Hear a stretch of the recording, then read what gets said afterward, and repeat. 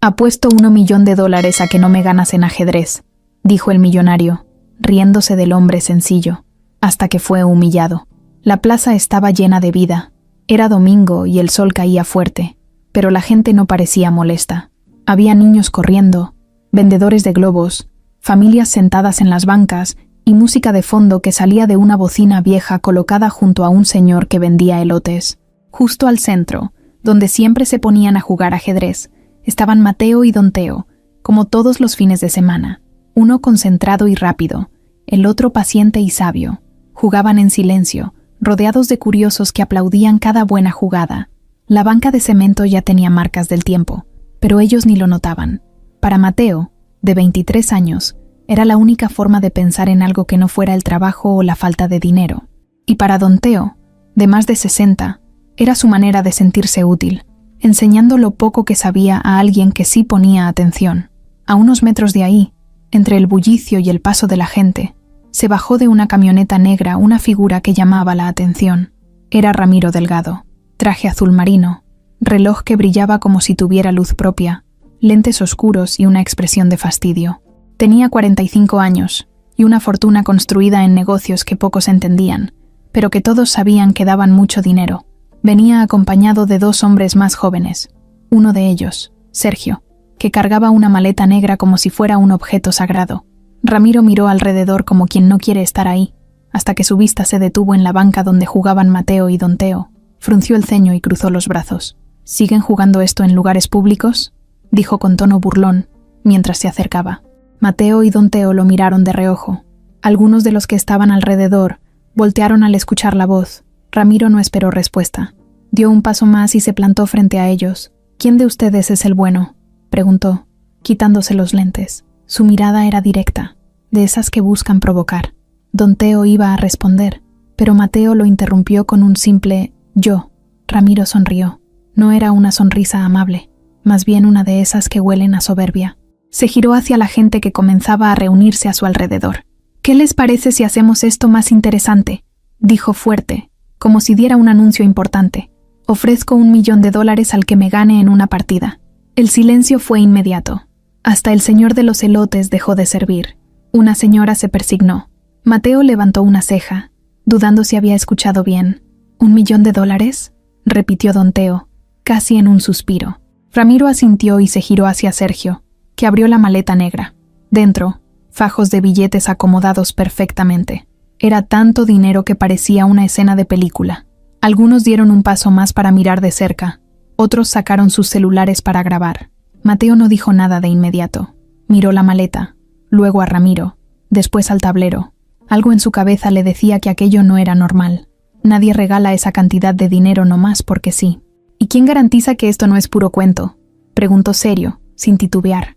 Su tono no era altanero, pero sí firme. Quería saber si ese tipo hablaba en serio o solo venía a burlarse. Ramiro se le acercó un poco más. «Yo no juego con mentiras. Ese dinero está destinado a un depósito. Pero si ganas, es tuyo. ¿Te animas?». Mateo volteó a ver a Don Teo, que le apretó el brazo con una mano temblorosa. No dijo nada, pero su gesto era claro. «Piensa bien lo que haces». Mateo respiró hondo. Miró otra vez el tablero, luego a ese hombre que se creía invencible. Asintió. «Va». Ramiro tomó asiento frente a él. Se quitó el saco y lo entregó a Sergio, que parecía más nervioso que su jefe. La maleta seguía abierta a un lado, como si fuera parte del espectáculo. Un grupo de personas rodeaba la banca. Algunos grababan, otros simplemente observaban con ojos bien abiertos. Mateo colocó las piezas en orden. Ramiro pidió ser blancas y comenzó la partida. Desde el primer movimiento, fue agresivo, directo, confiado. Movía las piezas como si no hubiera duda de lo que hacía, pero Mateo no se dejaba impresionar. Respondía con calma, sin prisa, pero con movimientos certeros. Al quinto turno, la gente ya murmuraba. Al octavo, uno soltó un «no manches». Al décimo, Ramiro ya no sonreía. Mateo no perdía el enfoque. Sabía que no podía fallar, no por el dinero, por algo más que no alcanzaba a explicar. Cada jugada era firme, sin miedo. Ramiro empezaba a sudar. Se quitó el reloj, lo puso sobre la banca. En su frente, una vena se marcaba cada vez que Mateo le comía una pieza importante. Don Teo miraba en silencio, con los dedos cruzados.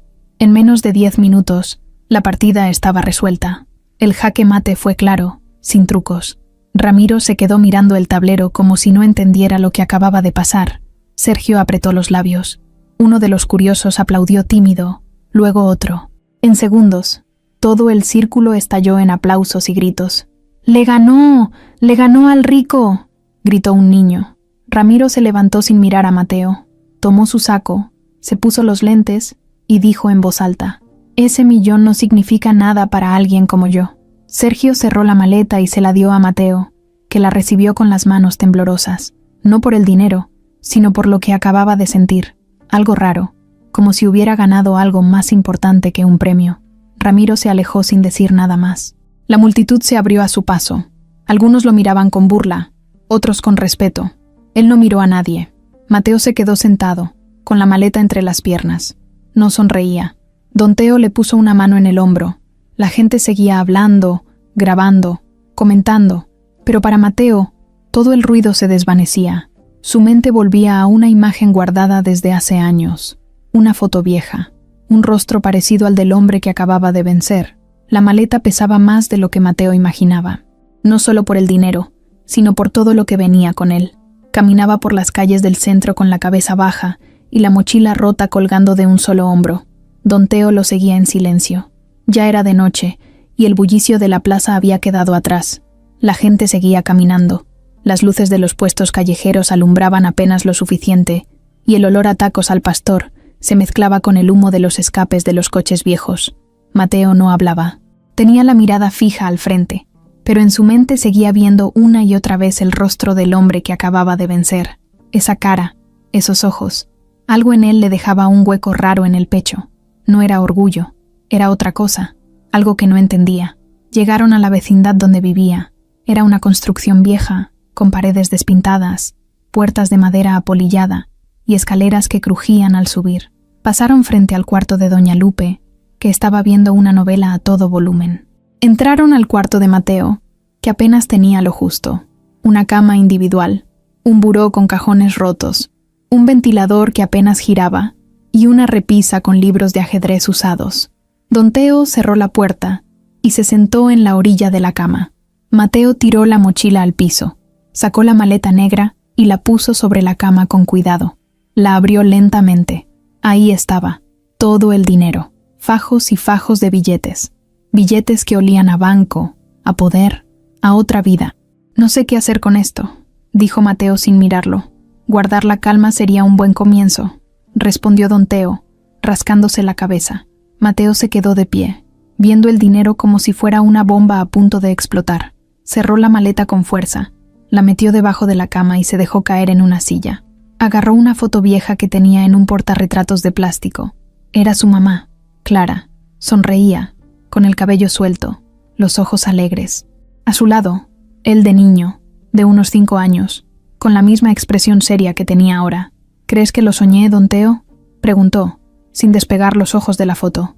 «No, mijo, lo viviste, y nos callaste la boca a todos». Mateo sonrió apenas, pero era una sonrisa rara, triste. La victoria en el ajedrez no se sentía como una victoria completa. No había felicidad, solo una sensación de que algo se había abierto dentro de él, algo que llevaba años guardado. «Cuando me miró», dijo, «no sé, sentí que lo conocía, no como de vista, sino como si ya hubiera estado frente a mí. Puede ser que lo hayas visto en la tele. Esa gente aparece por todos lados». «No, no es eso.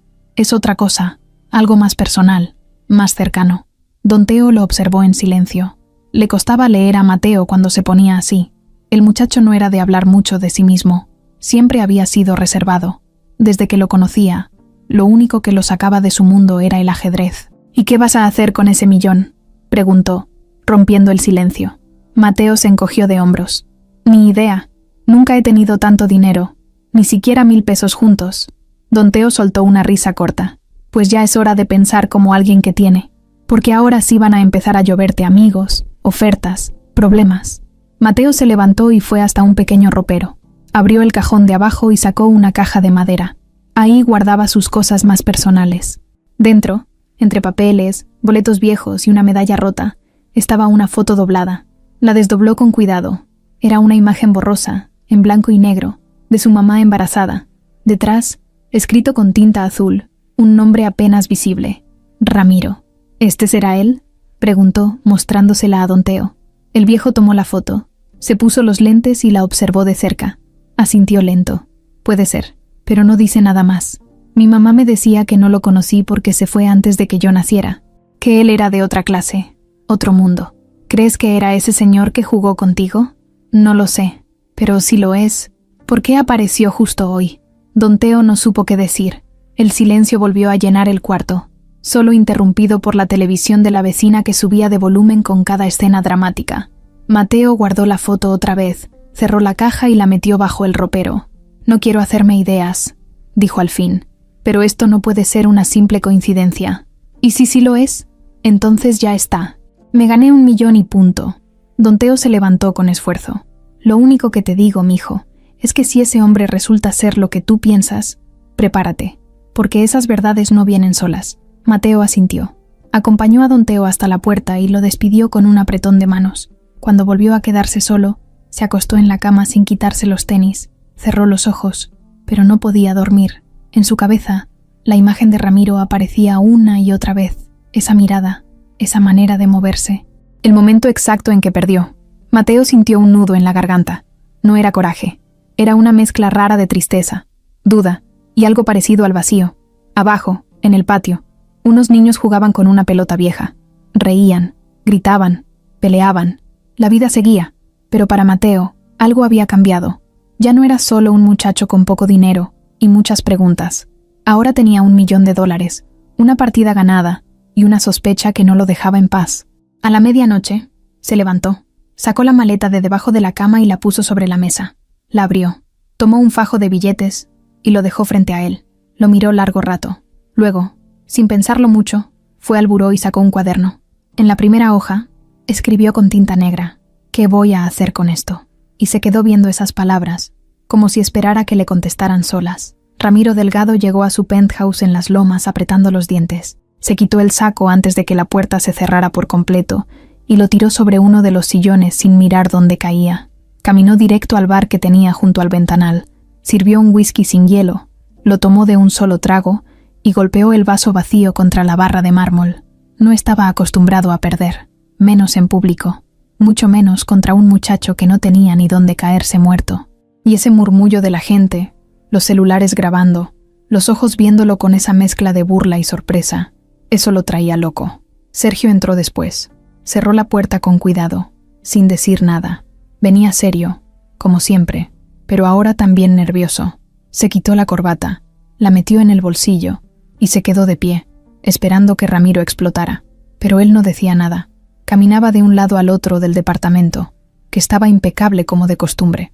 Todo blanco, limpio, moderno, frío, como su dueño. ¿Por qué hiciste eso?, preguntó Ramiro al fin, sin voltearlo a ver. ¿Qué? Abrir la maleta, mostrar el dinero, todo. ¿Por qué no me detuviste? Sergio frunció el ceño.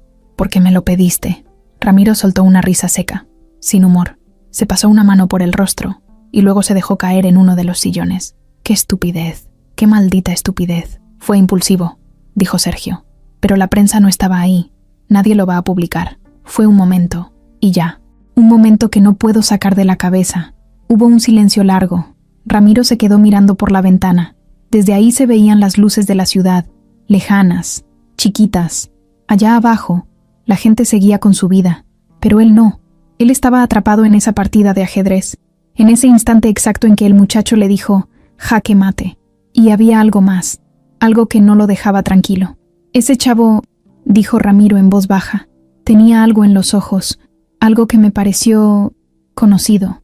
Sergio lo miró de reojo. ¿Conocido cómo? Ramiro se levantó sin contestar. Fue a su estudio, abrió un cajón de su escritorio y sacó una caja de madera antigua.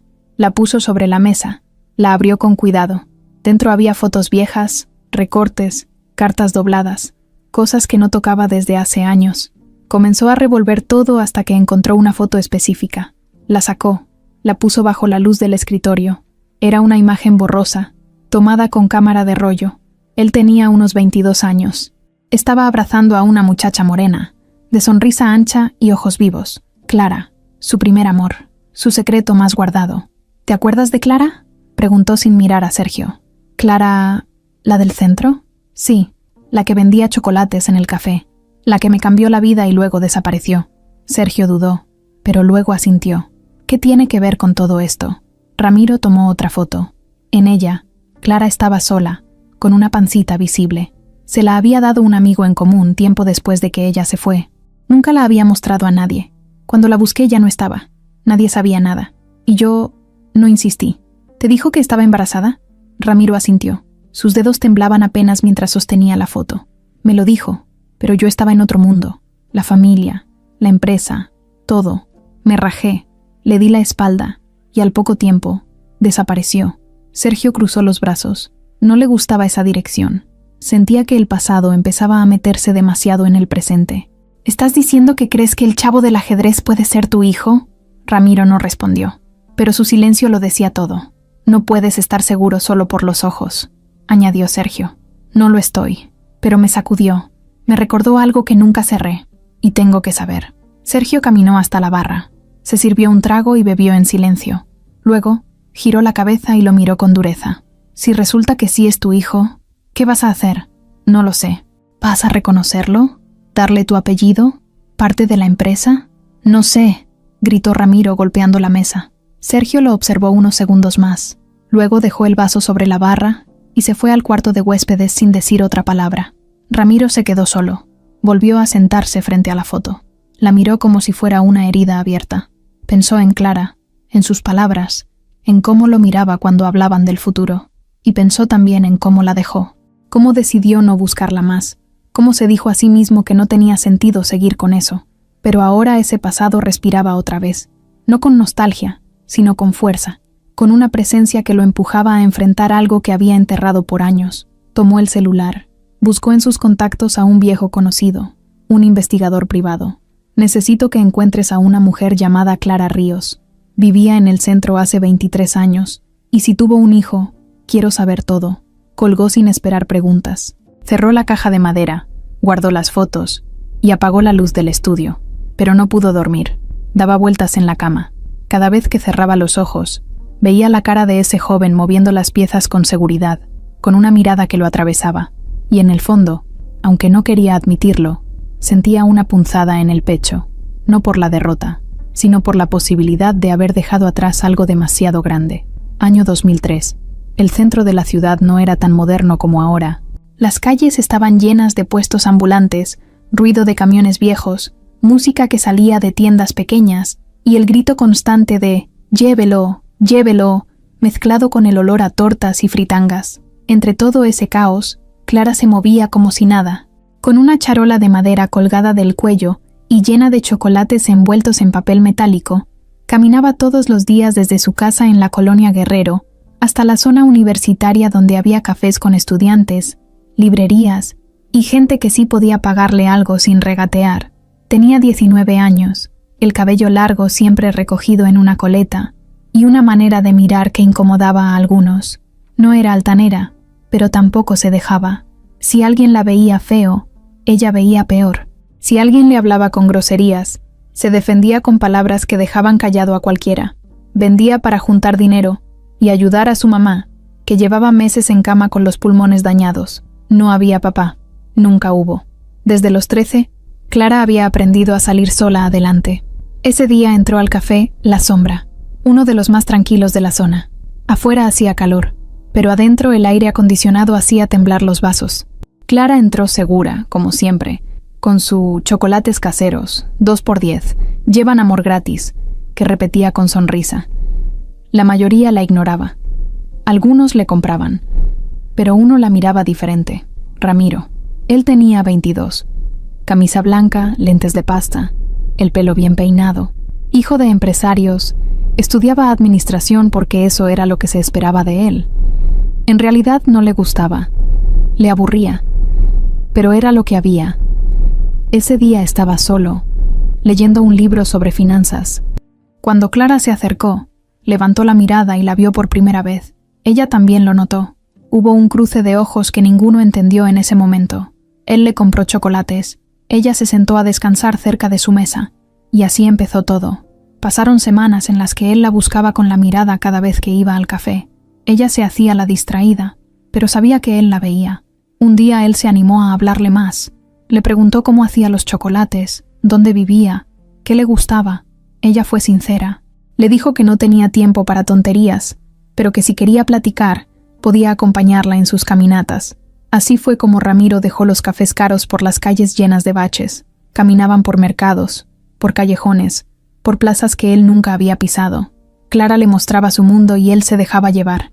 Poco a poco, lo que empezó como curiosidad se volvió algo más fuerte. Empezaron a verse a escondidas. Ella no quería problemas, él menos. Su familia nunca habría aceptado que anduviera con una muchacha sin apellido ni futuro, pero a él no le importaba. Al menos eso decía. La llevaba en secreto a lugares donde nadie los conociera. Pasaban horas hablando, besándose, soñando. Clara se empezó a enamorar. Ramiro también, aunque no sabía cómo lidiar con eso. Nunca había sentido algo tan real. Una tarde de lluvia, sentados en la azotea de un edificio viejo, Clara le dijo que estaba embarazada. No lloraba, no pedía nada, solo lo decía con la mirada fija en el horizonte. Ramiro se quedó callado. No supo qué decir. El mundo se le vino encima. Pensó en su familia, en su papá gritándole, en su mamá desmayándose, en lo que dirían en la universidad, en el escándalo. Y ahí mismo, sin pensarlo mucho, le dijo que no podía seguir, que no era el momento, que era un error. Clara no dijo nada. Lo miró con unos ojos que él nunca olvidaría. Se paró, tomó su charola de chocolates y se fue sin mirar atrás. Ramiro quiso seguirla, pero no lo hizo. Se quedó bajo la lluvia, con el corazón hecho pedazos y la cabeza llena de ruido. Intentó buscarla días después, pero ya no la encontró en el café. Preguntó por ella en las calles, pero nadie le daba respuesta. Fue a la colonia donde sabía que vivía, pero una vecina le dijo que se habían ido. Nadie sabía a dónde, y él, en lugar de insistir, se rindió. La enterró en el pasado. Volvió a su vida. Se enfocó en los negocios, en complacer a su familia, en ser el hijo que esperaban. Guardó las fotos, las cartas y el recuerdo, como si Clara no hubiera existido, como si no hubiera sido parte de su vida, pero no la olvidó. Nunca la olvidó. Cada vez que veía a una muchacha con coleta y mirada firme, pensaba en ella. Cada vez que comía chocolate, le venía el sabor de sus besos. A veces soñaba con ella, con su voz, con sus carcajadas, pero siempre se decía que era solo nostalgia, nada más. Lo que nunca se atrevió a imaginar, lo que siempre evitó preguntarse en serio, era si ese embarazo había llegado a término, si en algún lugar, en alguna parte del mundo, había un hijo suyo, un niño, un joven, un hombre. Por eso cuando jugó esa partida de ajedrez, cuando ese muchacho lo miró de frente y le ganó sin piedad, sintió una punzada en el pecho, una duda que ahora ya no podía ignorar. Y mientras él recordaba todo eso en su departamento de lujo, Clara ya no estaba en este mundo. Había muerto 3 años atrás, después de una lucha larga contra una enfermedad que no perdona a los que no tienen dinero. Había criado sola a su hijo, lo había enseñado a ser fuerte, a pensar, a no dejarse. Nunca le habló mal de su padre, pero tampoco le pintó una mentira. Solo decía, era un hombre bueno, que tuvo miedo. Sergio estaba sentado en la terraza del departamento que Ramiro le había prestado hacía años. Tenía vista directa al Parque México, pero ni siquiera volteaba a verlo.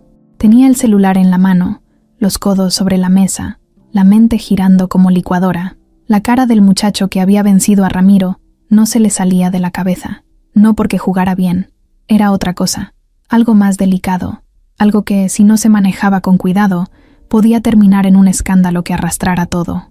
Y él no iba a permitir que los errores del pasado de su socio pusieran en riesgo lo que había construido a su lado.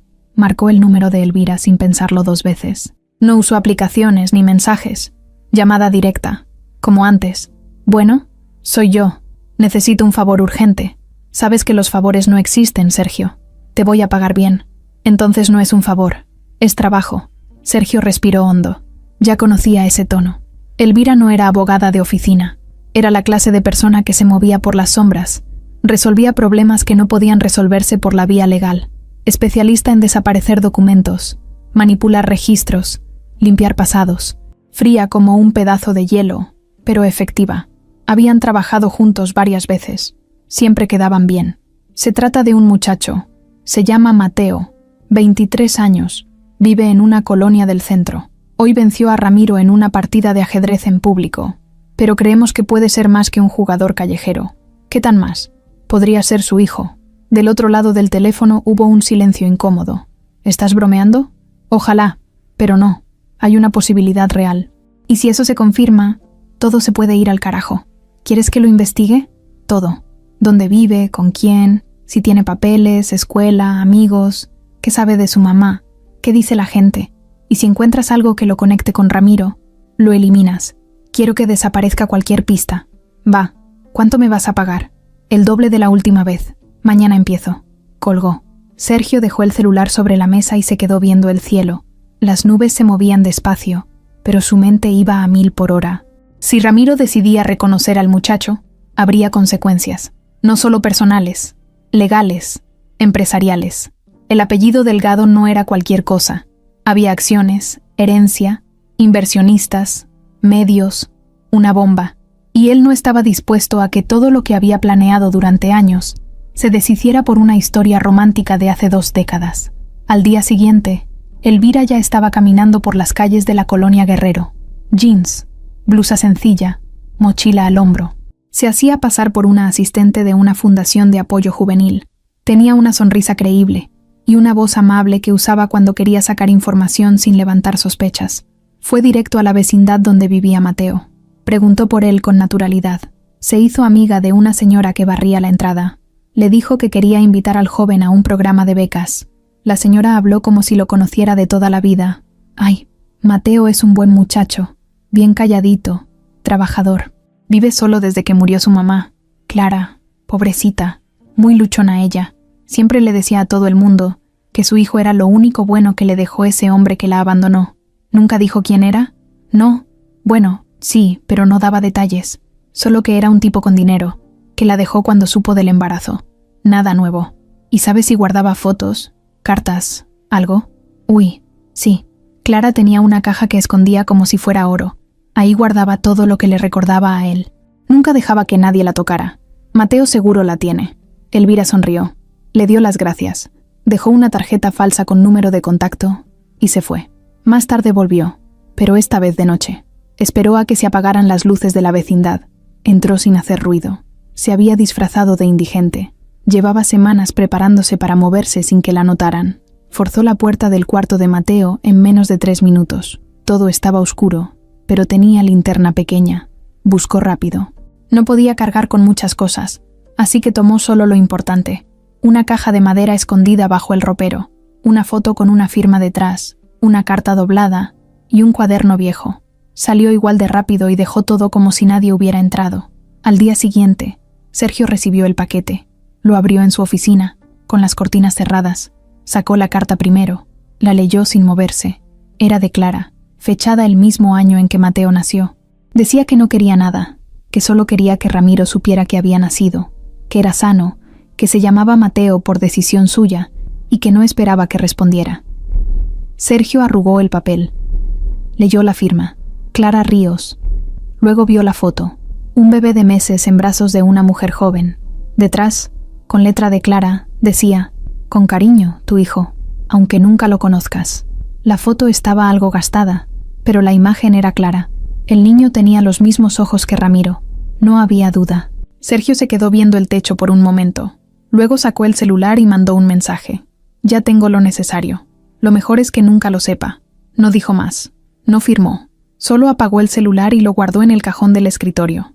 Al otro lado de la ciudad, Mateo despertó sintiendo algo extraño, como si el aire pesara más. Fue al ropero. Buscó su caja. No estaba. Se le fue la sangre a los pies. Revisó todo. Debajo de la cama, en los cajones, en los estantes. Nada. Fue como si alguien se hubiera llevado un pedazo de su historia sin dejar rastro. Se quedó parado en medio del cuarto, apretando los puños, con una mezcla de rabia y miedo. Sabía que esto no era casual, y aunque no tenía pruebas, algo dentro de él le decía que el millonario tenía que ver. Ese hombre no era un extraño, y si había mandado a alguien a meterse en su vida, era porque algo temía, o algo escondía. Mateo caminaba despacio por el andador del panteón, con las manos en los bolsillos y la cabeza baja. Era lunes por la tarde y no había casi nadie. Un par de personas limpiaban tumbas, otras dejaban flores. El cielo estaba nublado, pero no parecía que fuera a llover. El silencio era pesado, como si cada paso que daba tuviera su propio eco. Ya no traía la mochila con dinero, solo una chamarra de mezclilla y un par de pensamientos que no lo dejaban tranquilo. La caja desaparecida, la foto, la carta, todo eso lo traía dando vueltas en la cabeza. Pero no venía a buscar respuestas, venía a hablar con ella. La tumba de Clara estaba al fondo, en una esquina donde la tierra era más dura y los nombres estaban mal escritos en muchas lápidas. No tenía una cruz elegante ni mármol brillante, solo una placa de metal oxidado con su nombre y 2 flores de plástico que alguien había dejado hace meses. Mateo se agachó, quitó un par de ramas secas y se sentó en el piso, justo enfrente. Se quedó callado un rato. Luego suspiró. «¿Sabes qué, Ma? Me gané $1 millón, dijo, mirando la placa. Jugando ajedrez, como decías tú. Lo único que sirve de saber tanto es que a veces te saca de apuros». Pasó la mano por la tierra. «Pero eso no es lo que me tiene así. No es el dinero. Es él, el tipo al que le gané. Ese Ramiro. No puedo sacármelo de la cabeza. Hay algo en su cara, en su forma de verme que... no sé, me suena». Volvió a quedarse en silencio. Se escuchaban los ruidos de una pala a lo lejos y un pájaro que volaba de tumba en tumba. Mateo tragó saliva. «Mamá, yo sé que tú tenías tus razones para no decirme nada. Siempre dijiste que el pasado era un lugar peligroso, pero ahora siento que ese pasado se está metiendo en mi presente sin permiso, como si alguien hubiera abierto una puerta que tú cerraste con candado». Sacó del bolsillo una piedrita blanca, lisa, que solía guardar desde niño. La puso junto a la lápida. «Hoy me robaron la caja, la que tú guardabas con tanto cuidado, la que me dijiste que no abriera hasta que estuviera listo. ¿Sabes qué? Creo que ya estaba listo, pero me ganó el miedo, y ahora ya no la tengo». Se quedó mirando al suelo. De pronto, una voz ronca lo interrumpió. «No eres el único que recuerda a Clara». Mateo levantó la cabeza rápido. Una señora mayor, de pelo gris y vestido largo, lo miraba desde unos pasos atrás. Cargaba una bolsa tejida y tenía la piel arrugada, pero firme. Sus ojos eran claros, de esos que no se olvidan. «¿Quién es usted?», preguntó él desconfiado. «Me llamo Lucha. Fui amiga de tu mamá cuando vivíamos en la misma vecindad. Nos conocimos cuando las dos andábamos vendiendo cosas por la calle. Ella chocolates, yo bisutería». Mateo se paró, todavía con algo de desconfianza, pero no se alejó. «¿Por qué no la vi en el entierro? Porque no me enteré hasta semanas después. Me fui a vivir con una sobrina a otra colonia. Me dolió no poder despedirme. Clara fue como una hermana para mí». Mateo la miró con más calma. Había algo en su tono que sonaba sincero. «¿Usted sabía todo?» «No todo, pero sí bastante. Me contaba cosas cuando tú ya estabas dormido, o cuando te ibas con don Teo al ajedrez. Me hablaba mucho de ti, de cómo eras diferente, de cómo te gustaba pensar antes de hablar. Decía que eso venía de tu papá». Mateo se le quedó viendo. Lucha caminó con cuidado hasta quedar frente a la tumba. Se agachó, tocó la tierra con la mano abierta y cerró los ojos por un momento. «Una vez me dijo, mi hijo no tiene apellido de padre, pero tiene su sangre, y cuando lo vea, lo va a saber». ¿Le dijo quién era? Lucha asintió despacio. «Sí», me dijo su nombre. «Ramiro Delgado, un muchacho bien vestido, con familia rica, que se asustó cuando supo que iba a ser papá. No lo volvió a buscar, pero ella no lo odiaba. Decía que el miedo a veces no te hace cobarde, solo te hace huir, pero que eso no lo excusaba». Mateo sintió que le faltaba el aire. Ya no era una sospecha, ahora tenía nombre. Clara había dicho ese nombre en voz alta a alguien. Ya no podía negarlo más. «Entonces, ¿ese señor sí es mi papá?» «Todo indica que sí, pero nunca quiso obligarte a buscarlo. Ella decía que si algún día la vida los ponía frente a frente, sería por algo más grande que el pasado». Mateo se quedó quieto. El viento sopló fuerte de pronto, como si la ciudad también estuviera escuchando. Miró la tumba, luego a Lucha, luego otra vez al suelo. «Entonces eso ya pasó. Me lo puso enfrente sin avisarme. Y lo venciste», dijo Lucha con una sonrisa.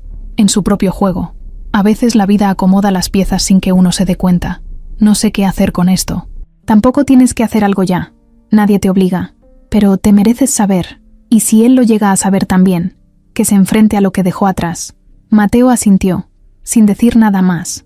Lucha le puso una mano en el hombro y lo miró con ternura. «Tu mamá estaría orgullosa. Se fueron juntos hasta la salida del panteón, en silencio. La ciudad seguía igual, con su ruido, su ritmo, su gente. Pero para Mateo, algo había cambiado. No era el dinero, no era el ajedrez. Era esa verdad que ahora caminaba con él, y que ya no podía ignorar. Esa noche, Mateo no pudo dormir. Había regresado del panteón con la cabeza dando vueltas. Se había acostado con ropa, mirando el techo de su cuarto como si ahí estuvieran escritas las respuestas. Tenía las luces apagadas, pero no era por dormir, sino porque necesitaba estar a solas con lo que sentía. Todo era raro, pesado.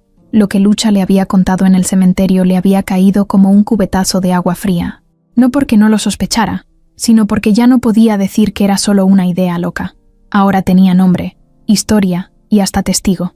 Su papá, ese hombre que había intentado humillarlo frente a todos y terminó derrotado en una banca pública, era el mismo que Clara había llorado en silencio durante tantos años.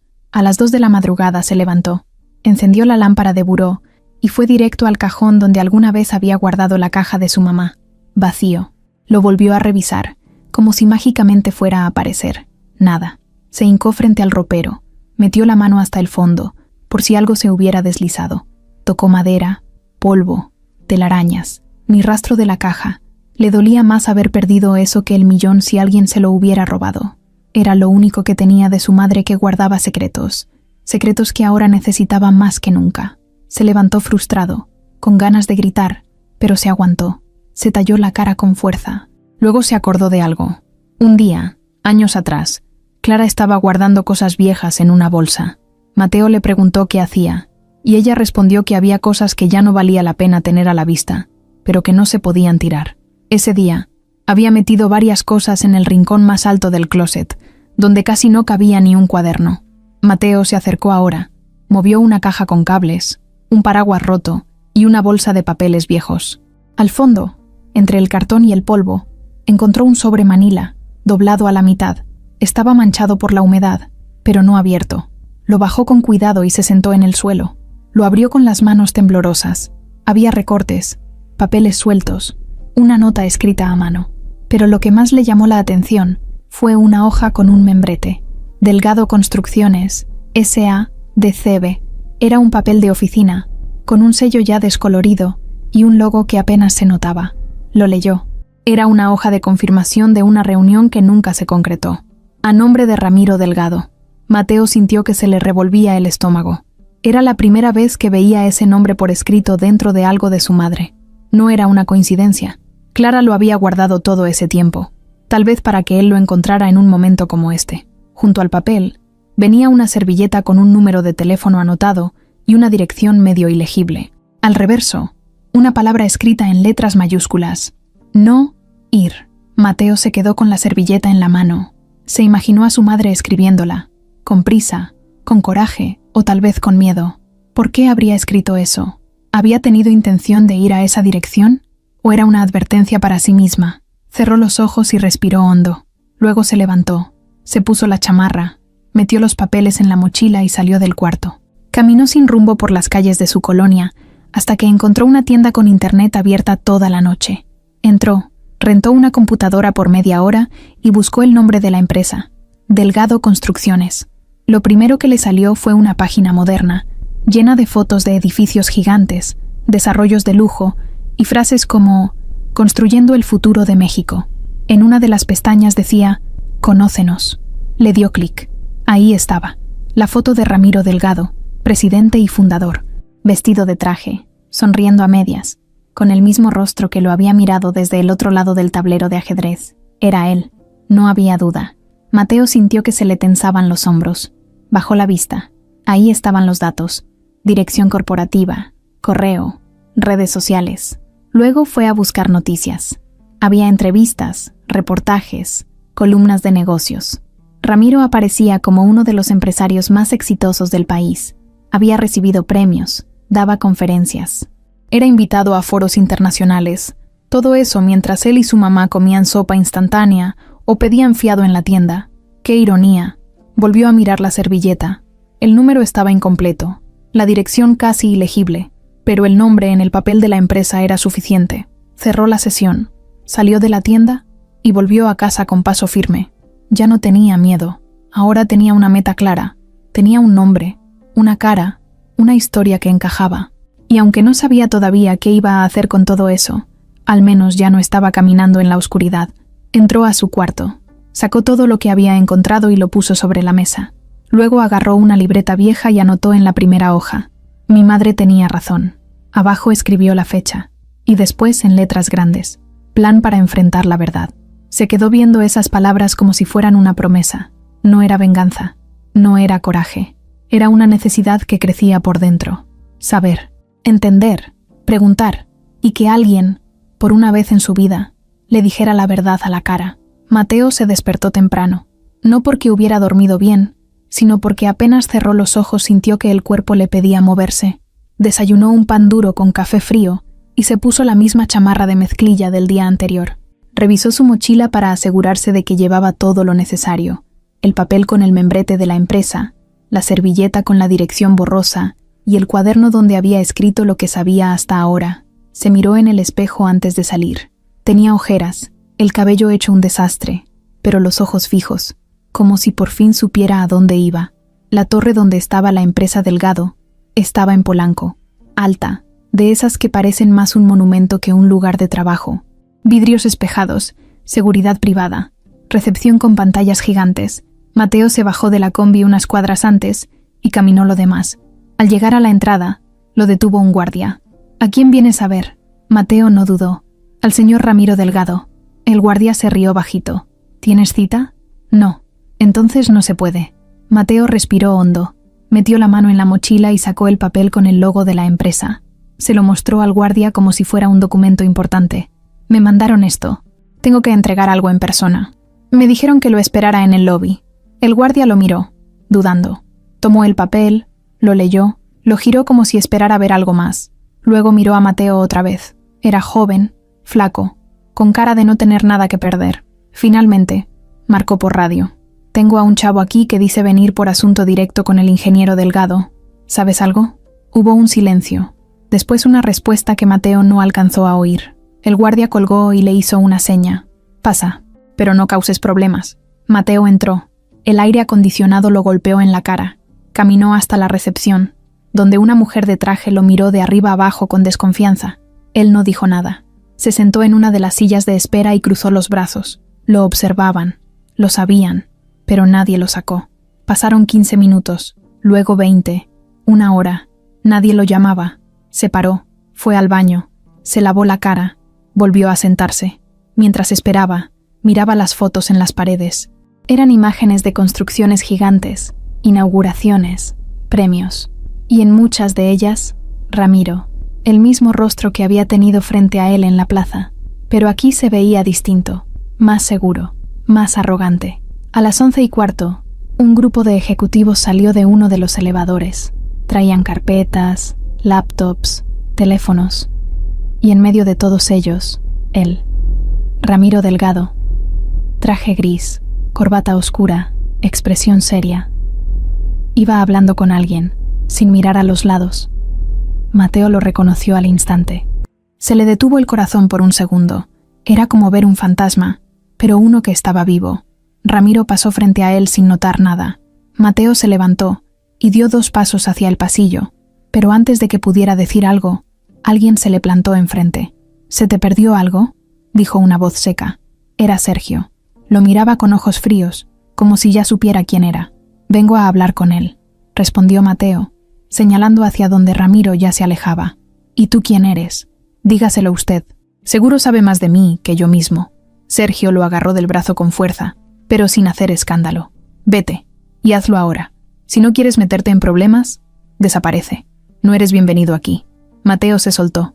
Entonces dígale que no se le va a hacer tan fácil ignorarme. Ya se le olvidó tu cara. Solo fue una partida. Nada más. Mateo lo miró con rabia, pero también con calma. No dijo nada más. Dio media vuelta y se fue.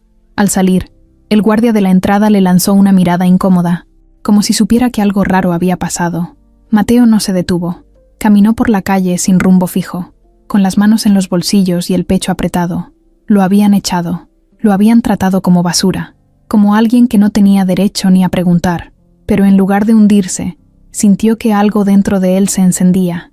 No solo era un presentimiento, ahora estaba seguro de que Sergio sabía quién era él, que ese tipo frío no era cualquier empleado, era alguien que estaba cuidando un secreto. Cuando llegó a casa, se encerró en su cuarto y sacó su cuaderno.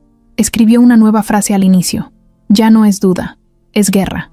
Luego, debajo, escribió todo lo que había visto: la seguridad, la reacción de Sergio, la indiferencia de Ramiro, cada detalle, cada gesto, todo, porque si no podía enfrentarlos por las buenas, lo haría por las otras.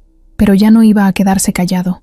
A unas calles de ahí, en la oficina de Sergio, las cosas también estaban agitadas. Cerró la puerta y marcó directo al celular de Ramiro, que seguía en una junta. Lo vi, dijo apenas contestó. Estuvo aquí. ¿Quién? El muchacho, el del ajedrez. Hubo un silencio. ¿Qué quería? Verte. Y por la forma en que habló, sabe algo. No sé cuánto. Pero no es tonto. Hay que tener cuidado. Ramiro colgó sin decir nada. Se quedó viendo su propio reflejo en la ventana del fondo. Por primera vez en años, sintió que algo se le escapaba de las manos. No era el dinero, no era la empresa. Era otra cosa. Algo que tenía que ver con un pasado que ya no estaba enterrado. Elvira se bajó del coche sin prisa. Llevaba una blusa sencilla, lentes oscuros y el cabello recogido en una coleta baja. Nadie en la calle habría imaginado que esa mujer que caminaba como cualquier otra era en realidad alguien que podía meterse en tu vida, revolverla y desaparecer pruebas sin dejar huellas. Había llegado temprano a la colonia Guerrero, esta vez con una mochila y una historia nueva.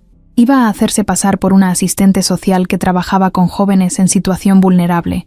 Había perfeccionado ese personaje. Voz suave, gestos tranquilos, sonrisa que no apretaba demasiado. Así entraba a las casas, preguntaba sin que la cuestionaran, sacaba información sin que se dieran cuenta. Se paró frente a la vecindad donde vivía Mateo. Observó todo: los techos de lámina, las paredes descarapeladas, la ropa colgada en los tendederos improvisados. Entró con paso natural, como si fuera alguien que ya había ido antes.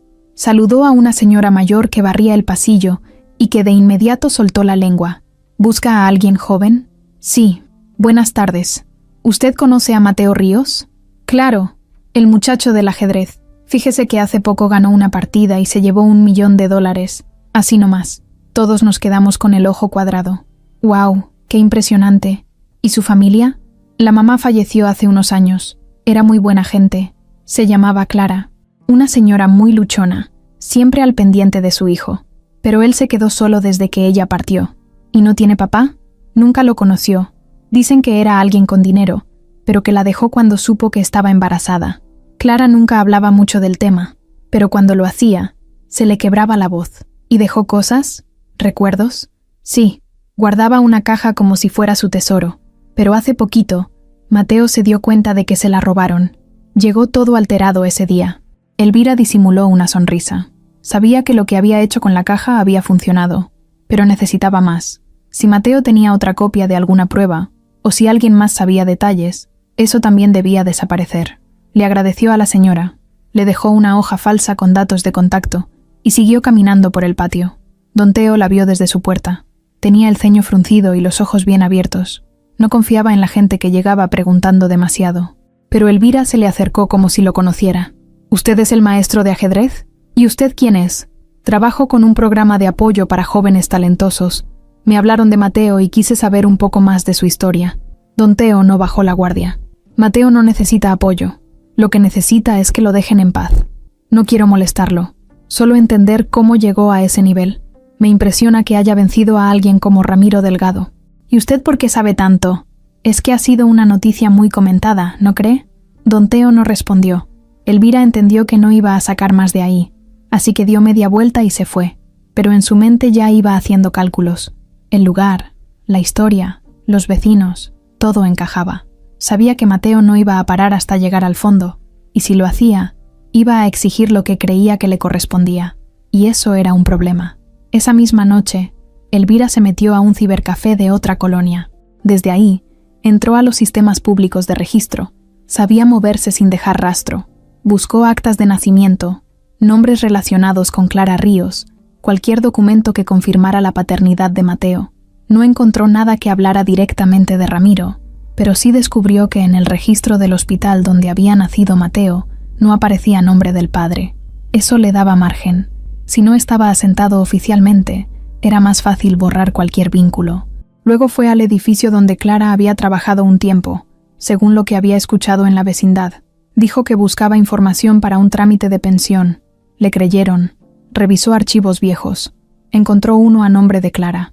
Dentro, una copia de solicitud de empleo con un número de contacto antiguo y un nombre, Ramiro Delgado. Él había sido su referencia. No lo firmaba, pero estaba escrito. Tomó foto del papel, luego lo arrancó y lo dobló en 4. Antes de irse, hizo una llamada en voz baja. Tengo otra pista. Clara usó su nombre como referencia hace años. Ya eliminé el archivo, pero hay que revisar si hay más en otras partes. Hazlo. No dejes nada, respondió Sergio desde su celular. Elvira colgó y salió del edificio. Ya era de noche. Encendió un cigarro y caminó despacio por una avenida oscura. No era la primera vez que limpiaba la historia de alguien, pero esta vez sentía que no iba a ser tan sencillo. Mateo no era como otros. No estaba buscando fama ni dinero. Estaba buscando algo más peligroso, la verdad. Mientras tanto, Mateo caminaba por el mercado, sin saber que alguien había estado otra vez hurgando en su pasado. Compró un tamal, se sentó en una banquita y sacó su libreta. Estaba pensando en la jugada que seguiría. Ya había enfrentado la mirada de su padre sin que él supiera quién era. Ya sabía que Sergio lo conocía, y ahora necesitaba pruebas. Algo fuerte, algo que lo obligara a hablar, porque solo con sospechas no iba a llegar lejos. Le anotó un título a la hoja nueva. Lo voy a obligar a reconocerme. Pero en otra parte de la ciudad, alguien más también escribía. Elvira, sentada frente a una computadora vieja, estaba redactando un documento falso. Algo que más adelante podía servir para desmentir cualquier conexión. Una hoja que dijera que Clara había inventado la historia, que nunca estuvo con Ramiro, que todo fue un malentendido. Y así, mientras uno escribía para encontrar su origen, la otra escribía para borrarlo. El cuarto estaba patas para arriba. Mateo tenía el colchón levantado, los cajones vacíos, la ropa tirada por todos lados. Había abierto la mochila 3 veces, aunque ya sabía que ahí no estaba nada. La caja de su mamá seguía desaparecida. El cuaderno con las notas seguía completo, pero lo que más le dolía era esa carta, esa foto que le habían quitado como si no valiera. Lo sentía como un asalto a su historia, a su sangre. Alguien se había metido a su espacio, y no era por dinero ni por curiosidad. Era alguien que sabía qué buscar. Se quedó sentado en el piso, respirando agitado, con los puños cerrados y la mandíbula apretada. En ese momento, algo cambió. Ya no era solo una sospecha. Ahora lo sabía con todo su cuerpo. Ramiro Delgado estaba detrás de eso, o alguien que trabajaba para él. El tipo rico no lo había visto como un simple desconocido que lo venció en una plaza. Lo había visto como una amenaza. Mateo se limpió la cara con el dorso de la mano y se paró con rabia. Agarró su mochila, se la echó al hombro y salió de la vecindad sin mirar a nadie. Llegó a la torre de Delgado Corp, más rápido que la vez anterior. No esperó a que lo dejaran entrar.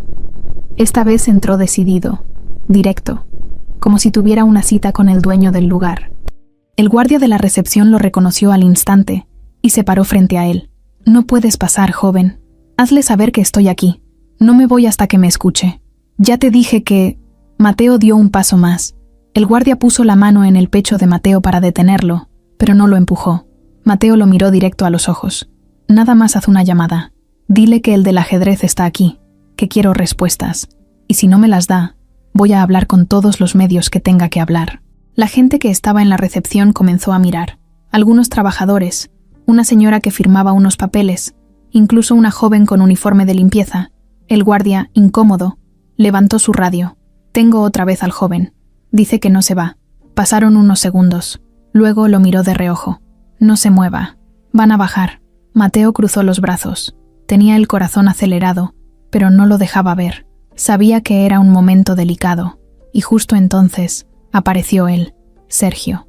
Con esa cara de tipo que lo ha visto todo, que no siente nada, que no se sorprende por nadie. Te dije que no volvieras. Soltó apenas lo tuvo de frente. Y yo te dije que esto no era casualidad, respondió Mateo. ¿Qué quieres? ¿En serio me preguntas? Quiero saber quién te mandó a robar mi cuarto. Sergio no respondió. Lo miró con esa expresión dura que usaba para intimidar. Pero Mateo no bajó la mirada. Mira, muchacho, dijo al fin. No sé de qué estás hablando. Nadie robó nada. Si perdiste algo, será porque no sabes cuidar tus cosas. Pero no vengas aquí a hacer escándalos, porque el mundo real no se mueve con berrinches. ¿No? ¿Y con qué se mueve? ¿Con amenazas? ¿Con abogados que inventan documentos? Sergio respiró hondo, molesto. Caminó hacia él, acercándose apenas. Ya perdiste el favor de la duda. No vuelvas. No eres nadie aquí. Y si sigues apareciéndote, te va a ir mal. ¿Mal cómo? No me obligues a mostrarte. Mateo apretó los dientes. Quería golpearlo, gritarle, sacudirlo, pero no lo hizo. Sabía que si cruzaba esa línea, lo iban a sacar a la fuerza. En cambio, lo miró con calma. El problema no es que yo venga, es que voy a seguir viniendo, hasta que alguien me diga la verdad. Tú puedes mentir, pero la sangre no miente. Y aunque quemen las fotos, las cartas, las pruebas, la verdad ya salió, y va a seguir saliendo. Sergio no dijo nada, solo chasqueó la lengua y dio media vuelta. Se fue sin mirar atrás. Mateo se quedó un momento más, tragándose la rabia. Luego salió. Afuera, el sol le dio en la cara de golpe. Caminó sin rumbo, con el estómago revuelto. Sentía que lo estaban encerrando en una jaula, que le estaban quitando la voz, pero no iba a dejar que ganaran. No esta vez. Mientras tanto, arriba, en una sala privada, Ramiro estaba solo, viendo por la ventana. Había escuchado parte del intercambio por el intercomunicador. Sergio había dejado el botón presionado sin querer. O quizá a propósito, no estaba seguro, pero lo había escuchado todo. La voz de Mateo, su seguridad, sus palabras. Algo dentro de Ramiro se removió. Por un instante, pensó en levantarse y bajar, en verlo cara a cara, pero no lo hizo. Le ganó el miedo, o la duda, o esa sensación de que si lo hacía, ya no habría vuelta atrás. Minutos después, Sergio entró. Cerró la puerta con seguro. Está fuera, pero ese muchacho no se va a detener. Ramiro no lo miró. ¿Te encargaste de todo? Sí. Elvira sigue limpiando. La caja ya está en mi poder. No hay documentos con tu firma, ni fotos con algo que te incrimine. Todo lo demás está controlado. Y si él sigue, entonces se le frena. A tiempo. Ramiro giró lentamente. ¿Qué significa frenar? Sergio no contestó. ¿Le vas a hacer daño? No es necesario, por ahora. Ramiro bajó la vista. Por primera vez en muchos años, no estaba seguro de estar del lado correcto. Y aunque no decía nada en voz alta, ya sabía que algo dentro de él se estaba rompiendo. Esa noche Ramiro no quiso cenar. Ni siquiera tocó el plato que la cocinera le dejó en la mesa del comedor. Se quedó en el estudio con la luz baja, solo con una copa de vino que no había probado. El silencio del departamento era como una piedra en el pecho. Desde la enorme ventana se veían las luces de la ciudad, todas esas calles llenas de historias que no conocía. Historias que él mismo había provocado sin darse cuenta. Caminó hasta la repisa, abrió un cajón que no tocaba desde hacía años y sacó una libreta negra con la cubierta gastada. Era una libreta de esas que uno guarda sin saber por qué. En la primera hoja, apenas visible por lo deslavado de la tinta, estaba escrito con su letra: Correos personales, 2002-2005. Se sentó en la silla y pasó las hojas una por una. Había direcciones de amigos que ya no veía, anotaciones de reuniones, incluso contraseñas viejas, pero lo que buscaba era otra cosa. Después de unos minutos, encontró lo que necesitaba: una cuenta de correo antigua, de esas que usaba cuando todavía no tenía todo en manos de asistentes. La abrió en su computadora personal. La mayoría eran mensajes sin importancia, promociones, cadenas de esas que ya nadie manda, pero al bajar hasta el fondo, ahí estaba. Un mensaje con el asunto: solo quiero que lo sepas, enviado por una dirección a nombre de Clara Ríos, 23hotmail.com. La fecha: 14 de marzo de 2004. Ramiro dudó un segundo. Luego abrió el correo. Era corto, sin adornos, sin despedidas. Solo decía: tu hijo ya nació, se llama Mateo. No espero nada de ti, solo quería que supieras que existe. Sintió un golpe seco en el pecho. La silla crujió bajo su peso. Había borrado eso de su cabeza durante años.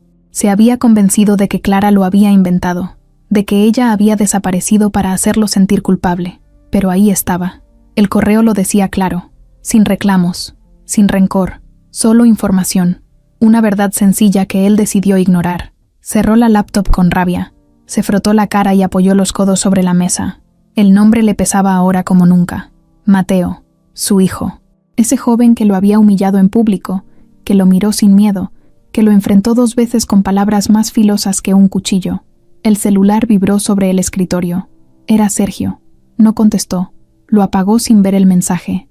No quería saber nada de estrategias, ni de limpieza de pruebas, ni de amenazas. Quería silencio, y por primera vez en mucho tiempo, quería saber qué era lo correcto, pero no lo sabía. No tenía práctica en eso. Toda su vida había sido hacer lo necesario para seguir ganando. Ganar en los negocios, ganar respeto, ganar poder, pero nunca se preparó para perder, mucho menos para enfrentar las consecuencias de las decisiones que tomó cuando era otro. A la mañana siguiente, despertó con dolor de cabeza.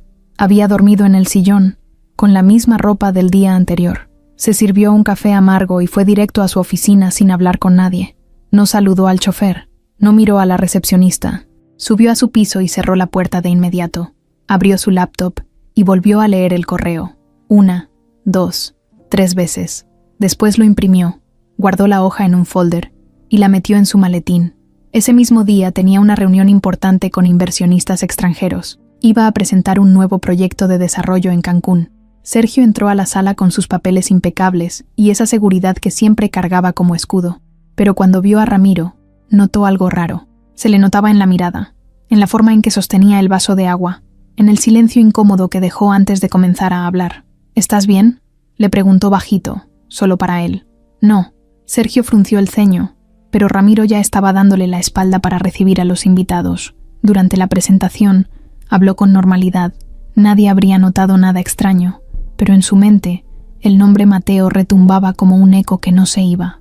No podía dejar de pensar en el rostro de ese joven, en su manera de hablar, en la posibilidad de que todo esto terminara explotando. Y lo peor no era que se supiera, lo peor era que él ya no quería ocultarlo más. Después de la reunión, se encerró otra vez en su oficina. Llamó a su secretaria y le pidió que no lo molestaran bajo ninguna circunstancia. Sacó el folder con la hoja impresa y lo puso sobre el escritorio. Se quedó mirándolo por varios minutos. Luego agarró su celular, marcó y esperó. ¿Sí? Elvira, soy Ramiro. Ya no quiero seguir con esto. Hubo silencio del otro lado. ¿Cómo dice? Que ya no quiero limpiar nada, ni esconder nada. Quiero que se detengan. Hoy. ¿Estás seguro? Nunca lo he estado tanto. Entonces tendré que hablar con Sergio. Él fue quien... Yo soy el que da las órdenes. Y esta es la nueva. Se acabó. Si él insiste es su problema. Pero a partir de hoy, no quiero que se le acerquen más a ese muchacho. Elvira no respondió. Solo colgó. Ramiro respiró hondo, como si acabara de soltar una carga pesada. Se levantó, abrió una gaveta y sacó una caja donde guardaba objetos personales. Dentro había una foto vieja de Clara. La miró por primera vez en años. Su sonrisa seguía ahí, como si lo perdonara desde lejos. Cerró los ojos. Le habló en voz baja, como si ella pudiera escucharlo. No supe qué hacer contigo, y tampoco sé qué hacer con él, pero esta vez no voy a correr. Pasaron varios días sin que nadie supiera nada de Mateo. No volvió a la plaza. No se apareció por la vecindad. Ni siquiera don Teo sabía dónde estaba.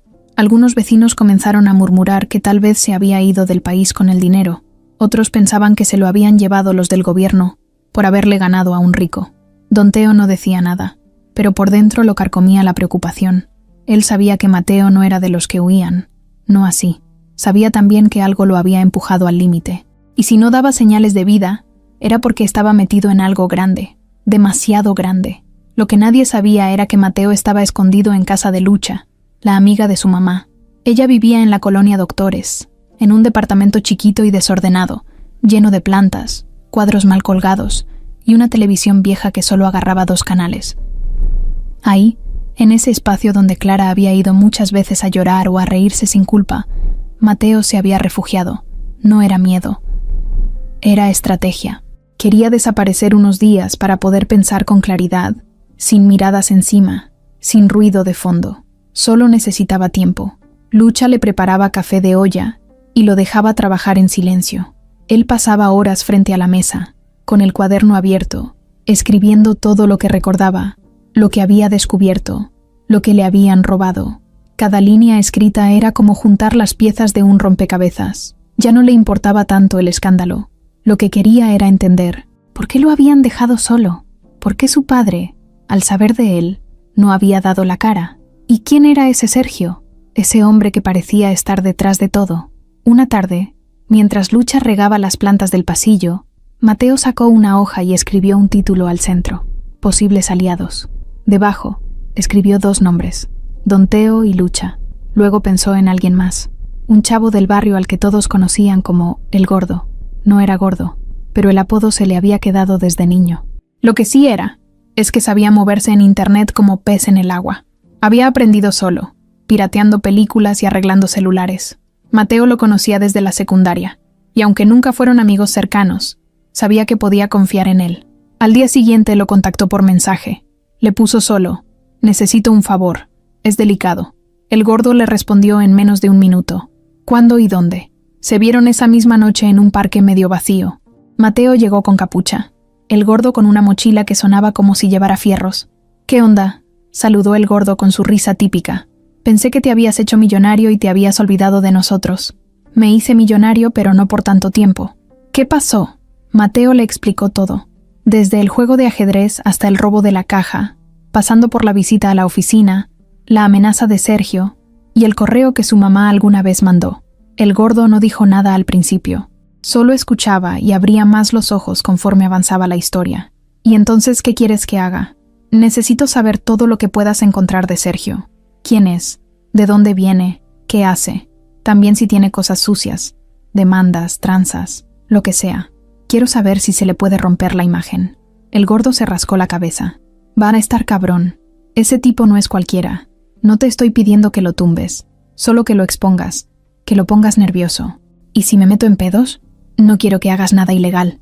Solo rasca donde se pueda rascar. Hay cosas que tarde o temprano se saben. Yo no tengo sus recursos, pero tengo lo mío». El Gordo lo miró serio. Luego asintió. «Va, déjame unos días». Mateo le dio un apretón de mano y se fue. Volvió a casa de Lucha. Se tiró en el sillón y cerró los ojos. Se sentía más tranquilo. Ya no estaba solo. Aunque no tuviera a un ejército detrás, tenía lo suficiente para empezar a empujar las piezas a su favor. No necesitaba mover montañas, solo dar en el lugar correcto. Mientras tanto, en la oficina de Sergio, las cosas no estaban igual de tranquilas. Desde que Ramiro le ordenó que se detuviera, no había vuelto a hablar con él, y eso no le gustaba, porque cuando alguien poderoso se calla, es porque está pensando en moverse solo. Sergio revisaba las cámaras de seguridad, buscaba rastros de Mateo, se comunicaba con Elvira sin usar su nombre. Todo era en clave, pero algo lo tenía inquieto, como si algo estuviera fuera de su control, como si el silencio de Mateo fuera más peligroso que su presencia. Ramiro, por su parte, había comenzado a revisar documentos viejos. No sabía qué buscaba exactamente, pero sentía que entre todos esos papeles podía encontrar un rastro que lo ayudara a tomar una decisión. La idea de acercarse a Mateo no lo soltaba, y la culpa tampoco. Estaba cansado de fingir que no pasaba nada, cansado de vivir con esa distancia entre lo que sentía y lo que mostraba, pero aún no tenía claro cómo dar ese paso sin provocar un desastre. Don Teo, desde su banca en la plaza, seguía yendo cada tarde. A veces colocaba el tablero y jugaba solo. Otras, se sentaba con los brazos cruzados y la mirada clavada en el horizonte. Extrañaba a Mateo, pero también entendía que estaba metido en algo que iba más allá del ajedrez. Sabía que ese muchacho no iba a regresar igual. Iba a volver cambiado, con otra mirada, como si de pronto la vida le hubiera dado más edad en pocos días. El silencio que había caído sobre todos no era un descanso, era una pausa antes del estallido. Cada uno en su lugar estaba midiendo, esperando, decidiendo, pero todos, aunque no lo dijeran, sabían que el momento se acercaba, uno en el que ya no iba a bastar con palabras suaves ni excusas viejas. Iba a ser cara a cara, y nadie iba a salir igual. Sergio entró a la oficina de Ramiro sin tocar la puerta. La abrió como si fuera su casa, con ese aire de confianza que se gana con los años, o con los secretos. Ramiro estaba solo, sentado frente al escritorio, mirando por la ventana sin hacer nada. Tenía la corbata floja, el saco colgado en la silla y el celular apagado. Ni se inmutó cuando escuchó la puerta cerrarse. «¿Ya no me vas a contestar las llamadas?», preguntó Sergio, sin rodeos. Ramiro no respondió. Se limitó a tomar su taza de café, vacía desde hace rato, y dejarla sobre la mesa sin prisa. «¿Qué estás haciendo, Ramiro?», insistió Sergio. «Pensando. ¿Pensando en qué? En cómo tirarlo todo por la borda». Ramiro giró la silla y por fin lo miró. No con enojo ni con miedo. Lo miró con una calma rara, como si por fin estuviera listo para decir lo que tenía atorado desde hace mucho. «En lo que hicimos, en lo que estamos haciendo, y en lo que estoy a punto de deshacer». Sergio se cruzó de brazos. Su expresión cambió. Ya no tenía esa sonrisa confiada que siempre lo acompañaba. Algo en sus ojos se endureció. ¿Ya te convenció el niñito, eh? ¿Ya lo viste como tu hijo y se te olvidó todo lo que hay en juego? No necesito que me lo diga él. Clara me lo dijo hace más de 20 años. Solo que fui un cobarde y no la quise escuchar. ¿Y ahora sí quieres jugar a la familia feliz? Después de haberlo dejado crecer solo, Ramiro se levantó de golpe. Ya basta, Sergio. No me hables como si tú fueras el dueño de mi vida. Te metiste demasiado. ¿Yo? ¿Yo me metí? ¿Y qué creías que iba a pasar cuando dejaste tirada a Clara y nunca volviste a preguntar por ella? Yo fui el que te salvó de ese escándalo. Fui el que te protegió cuando tu papá amenazó con sacarte del testamento si metías las manos en ese asunto. Tú no me protegiste, me controlaste, me dijiste que era mejor olvidarlo, que Clara ya se había ido y no iba a regresar. Y yo te creí porque me convenía creerlo. Sergio se acercó, bajó la voz, pero no la intensidad. Te creíste el cuento porque no tenías los huevos para enfrentar a tu familia. Y ahora que tienes poder, dinero y todo en orden, ¿te entra la culpa? No me jodas, Ramiro. Ramiro apretó los puños. ¿Qué hiciste con la caja de Mateo? La tengo a salvo. ¿Dónde? En un lugar donde él no la va a encontrar. Dije dónde. Y yo te digo que no te conviene saberlo, porque si tú no la destruyes, lo haré yo. ¿De verdad vas a dejar que un mocoso venga a desestabilizar tu vida por un arranque de conciencia? Ramiro lo miró fijo. Algo dentro de él se rompió en ese instante. Ya no estaba hablando con su socio. Estaba hablando con un hombre que había cruzado todos los límites. ¿Y si es mi hijo? No importa. No legalmente. No tiene tu apellido. No está en ningún papel. No existe para el sistema. Y si lo reconoces ahora, te van a hacer pedazos. No solo en los medios. Aquí adentro también. Las acciones, los inversionistas, tus hermanos. Todo se te va a venir encima. Ramiro caminó hacia el ventanal. Se quedó mirando el cielo gris, como si buscara una señal. ¿Sabes cuál es el problema, Sergio? Que yo ya no quiero vivir con miedo. Ya no quiero seguir escondiendo lo que hice, ni cubrir lo que tú hiciste para taparlo. ¿Me estás echando la culpa? Te estoy diciendo que no voy a seguir tu juego. Sergio lo miró con una mezcla de sorpresa y rabia. Dio un paso atrás, como si no creyera lo que escuchaba. Te estás equivocando. Este no es un capricho. Esto es más grande que tú. Si reconoces a ese muchacho, todo el mundo va a pensar que lo estás haciendo porque te obligaron. Te van a ver débil, te van a querer destruir. Entonces que lo intenten. ¿Y si él solo quiere el dinero? No lo creo. No ha pedido nada. Solo respuestas. ¿Y tú qué le vas a dar? ¿Un abrazo y una disculpa? ¿Eso va a borrar 23 años? Ramiro se giró, más firme que nunca. No, pero es un comienzo. Y si tú no puedes entender eso, entonces eres parte del problema. Sergio lo miró como si no lo reconociera. ¿Así va a ser? ¿Después de todo lo que hicimos juntos? Tú tomaste decisiones sin consultarme, robaste, mentiste, manipulaste, y eso ya no lo puedo permitir. Tú sabías de todo, soltó Sergio, ahora alzando la voz. Lo sabías y lo dejaste pasar. Te convenía. No te hagas el santo ahora. Tal vez, pero ya no más. Sergio rió con amargura. Pues prepárate, Ramiro, porque si tú te vas a hundir con ese muchacho, no esperes que yo me hunda contigo. Yo sí sé cómo salvarme. Ramiro no respondió, solo lo vio salir. Sergio dio un portazo y se fue directo al ascensor. Iba temblando de coraje. Por primera vez en años, sintió que el control se le estaba escapando, y no pensaba quedarse de brazos cruzados. La sala del auditorio estaba casi llena. Eran las 11 de la mañana y la gente seguía entrando. Empresarios, reporteros, estudiantes de universidades privadas y algunos políticos ocupaban sus lugares mientras en el escenario se ajustaban los micrófonos. En una pantalla gigante se leía Congreso de Innovación y Liderazgo Empresarial, día 2. Ramiro Delgado era el invitado principal. El cartel anunciaba su conferencia con letras grandes y una foto en blanco y negro, donde él aparecía cruzado de brazos, sonriendo apenas. Muchos esperaban escuchar lo mismo de siempre: cómo construir un imperio desde cero, cómo invertir en el momento justo, cómo liderar con inteligencia. Nadie imaginaba lo que iba a pasar. Mateo estaba sentado en la última fila, con una gorra y una sudadera gris. Había entrado con un pase falso que le imprimió el gordo. Había estudiado el lugar durante 3 días. Sabía dónde estaban las salidas, los baños, el acceso al escenario. Tenía todo planeado. No llevaba armas, ni buscaba escándalo por escándalo. Solo quería una cosa: que Ramiro lo viera a los ojos, frente a todos. Que no pudiera seguir fingiendo. Cuando apagaron las luces y la voz del presentador anunció a Ramiro, el auditorio aplaudió con fuerza. Él subió al escenario con paso tranquilo, traje azul, corbata sobria, rostro serio. Saludó, agradeció, se paró frente al atril. Detrás de él, en la pantalla, apareció su nombre completo. Todo estaba listo para la típica charla motivacional. Gracias por estar aquí. Hoy quiero hablarles de decisiones. Empezó. De cómo una sola puede cambiar todo, para bien o para mal. Mateo se tensó. Sabía que ese era el momento. Se paró despacio. Caminó por el pasillo con firmeza y sin correr. Nadie lo detuvo. Nadie sospechó. Solo cuando estuvo a medio camino, Ramiro lo vio. Lo reconoció en ese instante. Su rostro cambió apenas, pero fue suficiente para que se notara el impacto. «Ramiro Delgado», gritó Mateo desde el pasillo.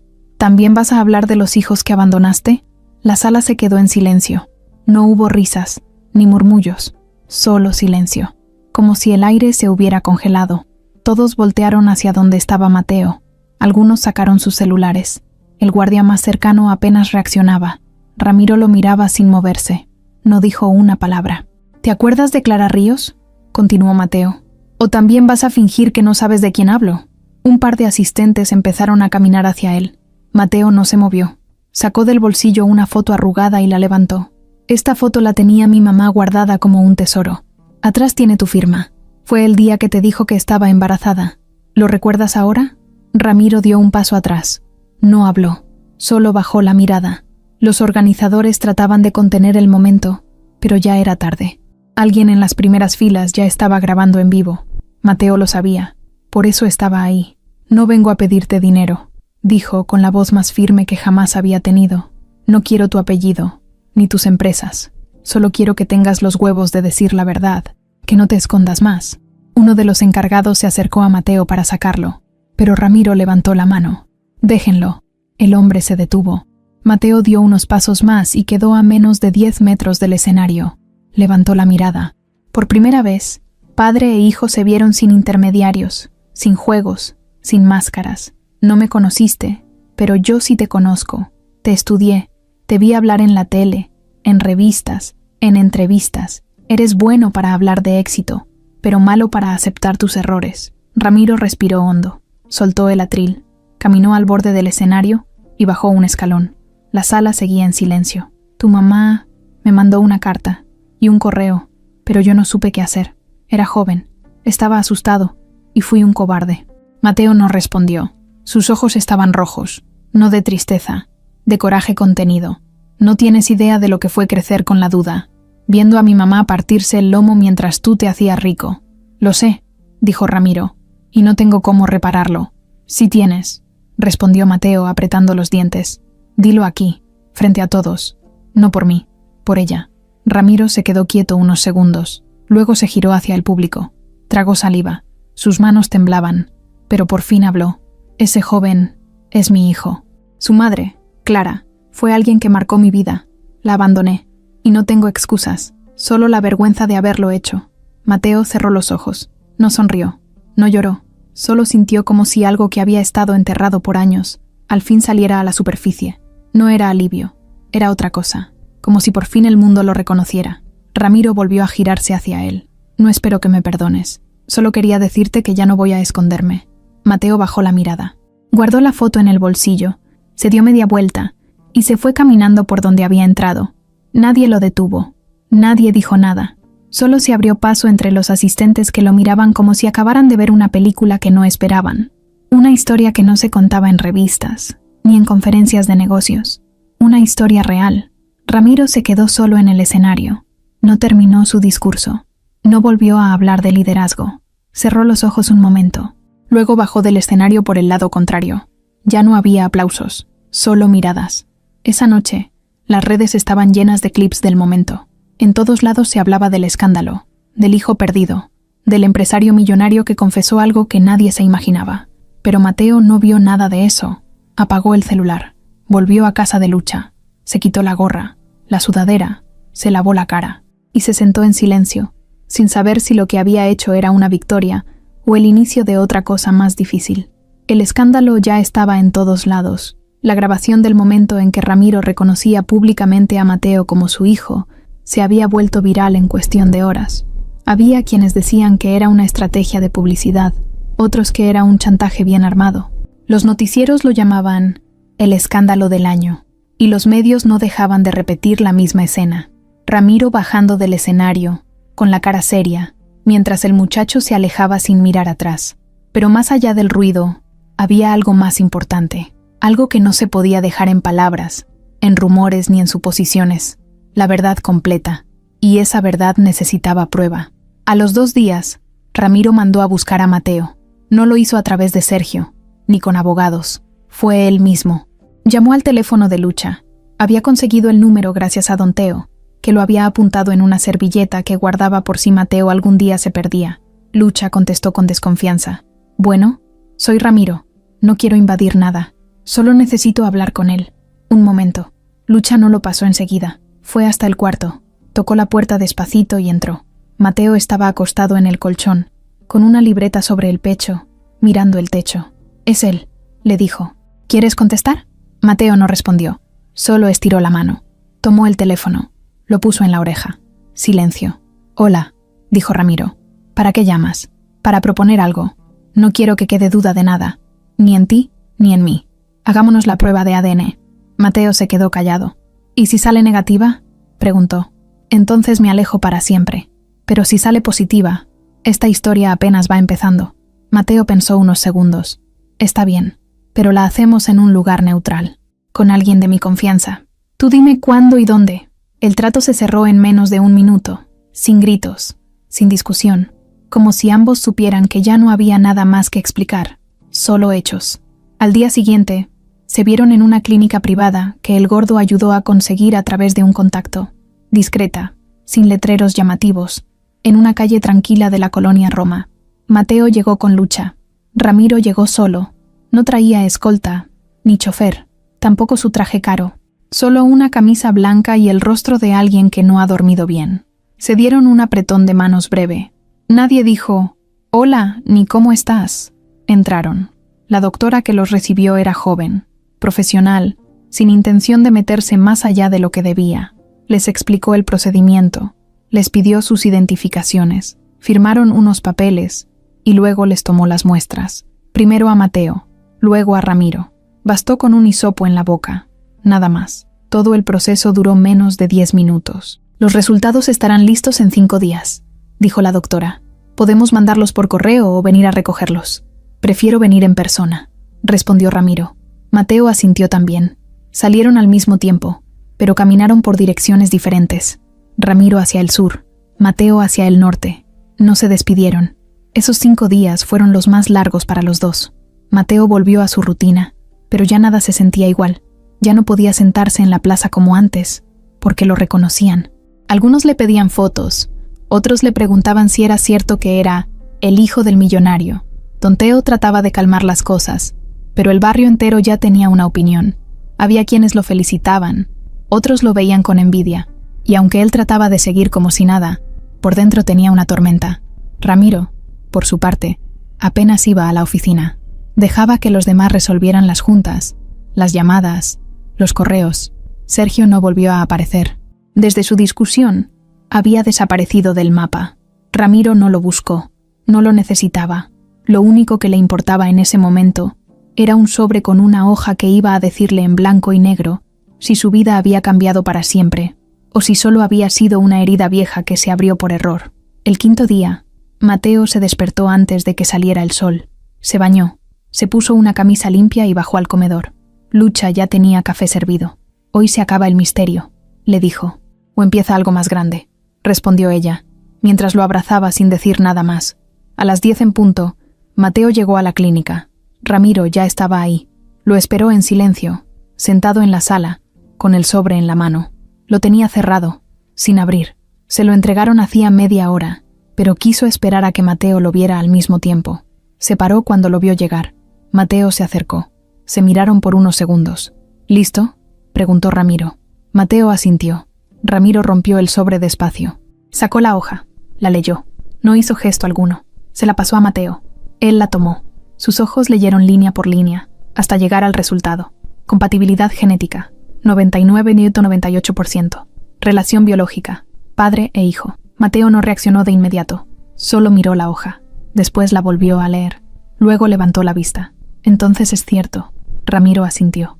No sonreía, no hablaba, solo lo miraba, con una mezcla de orgullo y dolor que no sabía cómo manejar.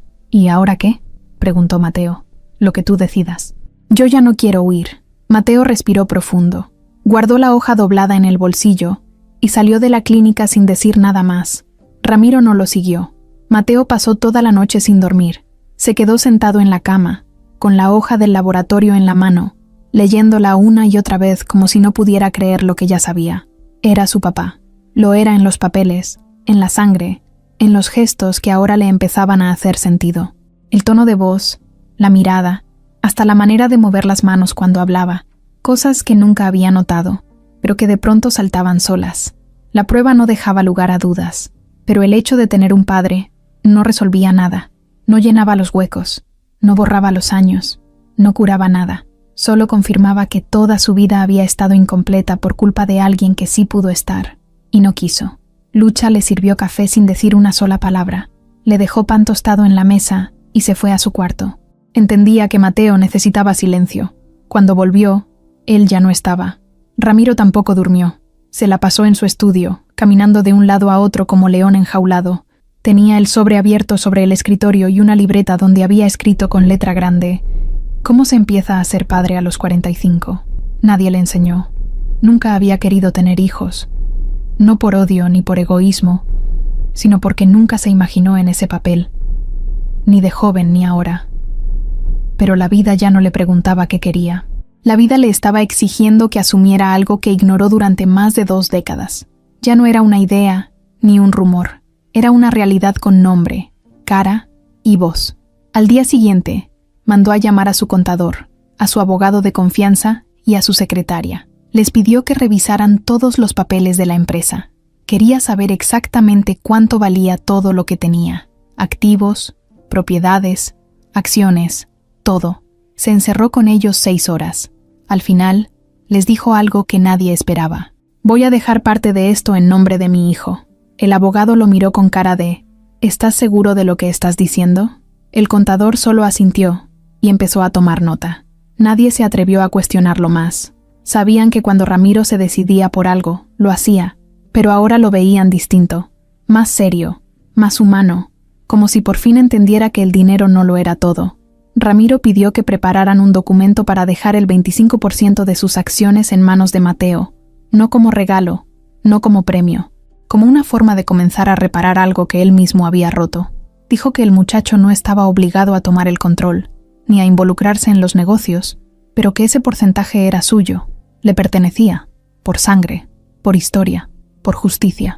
Mateo no supo nada de eso hasta una semana después, cuando un mensajero tocó la puerta de Lucha y le entregó un sobre grueso. Dentro venía una copia del documento legal, firmada por notario, donde se decía que Mateo Ríos quedaba como socio parcial de Delgado Corp. También venía una carta breve escrita a mano. Decía: sé que esto no arregla nada, pero es lo único que puedo darte ahora que sé quién eres.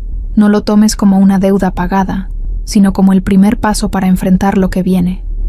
Te pido que lo pienses, no como un hijo, como un hombre que merece decidir su camino. Ramiro. Mateo leyó la carta 3 veces. Luego dejó el sobre la mesa y salió a caminar. No le dijo nada a Lucha. No contestó llamadas. Solo caminó hasta llegar al parque donde solía jugar ajedrez con Don Teo. Lo encontró ahí, como siempre, moviendo piezas con un señor desconocido. ¿Puedo?, preguntó Mateo. Don Teo se levantó sin hablar y le dejó el asiento. Te extrañaba por aquí, dijo el viejo, acomodándose en la banca de al lado. Mateo no respondió. Sacó la hoja del laboratorio y la dejó sobre el tablero, doblada por la mitad. Ya es oficial, dijo. Lo tengo en papel. Soy su hijo. Don Teo la tomó y la leyó en silencio. Luego la dobló igual que estaba y se la regresó. ¿Y cómo te hace sentir eso? Raro. No me siento diferente. No cambió nada por dentro. Solo ahora sé que todo lo que me faltó sí tenía dueño. Y que ese dueño se escondió. Don Teo asintió, mirando al frente. A veces los padres no están preparados, pero los hijos tampoco. Me dejó parte de su empresa. ¿Y tú qué vas a hacer? No lo sé. No quiero vivir de él, pero tampoco quiero rechazarlo por orgullo. No tienes que decidir ahora. Mateo movió una pieza en el tablero. Luego levantó la vista. No quiero ser como él. Entonces ya ganaste algo. Esa noche, volvió a casa de Lucha y encontró el comedor lleno de papeles. El gordo había llegado con una memoria USB y una carpeta llena de información. Había investigado a Sergio, como Mateo le pidió, y lo que había encontrado era fuerte. «Este cuate tiene más trapos sucios que una lavandería barata», dijo el gordo. «Fraudes, desvíos, hasta un caso de manipulación de contratos, todo a nombre de empresas fantasmas. Y hay correos que lo vinculan con Elvira, la que se hizo pasar por asistente social. Te robaron cosas, Mateo, y lo hicieron por miedo». Mateo cerró los ojos. Sintió que el cuerpo se le llenaba de una energía nueva. Ya no era coraje, era claridad. El enemigo no era solo un abandono del pasado, era alguien que seguía queriendo controlar el presente. Sabía que el apellido Delgado traía muchas cosas encima: poder, dinero, puertas abiertas, pero también un peso enorme. Y ahora él cargaba con una parte de eso. Le guste o no, ese legado también era suyo, y tenía que decidir si lo aceptaba o si lo transformaba. Era martes cuando la primera nota apareció en Internet. Un portal de noticias local publicó un artículo con un título que pocos entendieron de inmediato: El brazo sucio de Delgado Corp. Dentro, hablaban de contratos manipulados, licitaciones falsas, empresas fantasmas y depósitos millonarios en cuentas sin dueño claro. Nadie lo decía con todas sus letras, pero había un nombre que se repetía más de una vez en los correos filtrados: Sergio Medina, el mismo que por años había sido la sombra de Ramiro Delgado, el socio silencioso, el hombre que manejaba lo que nadie más quería tocar. Al principio, muchos pensaron que era un invento, un ataque político, pero en menos de 2 horas, otros medios lo replicaron, uno tras otro. Y luego vino la bomba, una denuncia anónima entregada directamente a la fiscalía, con documentos adjuntos, pruebas digitales, nombres, fechas, firmas, todo. No eran rumores, era real. Ramiro estaba en su oficina cuando lo supo. Su secretaria entró con la cara blanca, temblando, y le dejó una carpeta sobre el escritorio sin decir una palabra. Ramiro abrió la carpeta, vio la primera hoja y sintió un hueco en el estómago. Ahí estaban los movimientos, las firmas, las transferencias. Algunos documentos estaban a su nombre, otros a nombre de empresas que jamás había escuchado. Sergio había usado su firma digital en varios de ellos. Lo entendió de inmediato. Lo habían involucrado sin que él supiera. Llamó a su abogado, llamó al consejo de la empresa, llamó al mismo Sergio. No contestó. El teléfono sonaba, pero nadie respondía. Cuando intentó marcar por 4ª vez, ya la línea estaba fuera de servicio. Fue entonces que entendió que su socio lo había dejado solo, lo había usado, y ahora se estaba escondiendo. Mateo estaba con el gordo cuando vieron la noticia en el celular. Ambos estaban en la cocina de Lucha, desayunando pan con frijoles y café cargado. Al leer el encabezado, se quedaron en silencio. «Te dije que ese tipo tenía cola que le pisaran», murmuró el gordo, sin soltar el celular. «Pero no pensé que cayera tan rápido». Mateo no dijo nada. Se quedó viendo la pantalla. Su corazón latía fuerte, pero no de nerviosismo. Era otra cosa. Era una mezcla rara entre justicia y algo parecido a rabia vieja. No por Ramiro, por todo lo que Sergio había hecho para borrarlo, para silenciarlo, para desaparecerlo. «¿Lo hiciste tú?», preguntó Lucha, desde la sala. «No», respondió Mateo, «pero sí ayudé a que se supiera». Esa misma tarde, agentes de la fiscalía entraron a la torre de Delgado Corp con una orden de cateo. Revisaron oficinas, computadoras, archivos físicos. Había cámaras de televisión afuera, fotógrafos, reporteros gritando preguntas. Ramiro salió a dar una declaración breve. «Mi empresa va a colaborar con todas las investigaciones. Si alguien cometió un delito bajo este techo, va a enfrentar las consecuencias». No dio nombres, no defendió a Sergio, pero tampoco lo acusó directamente.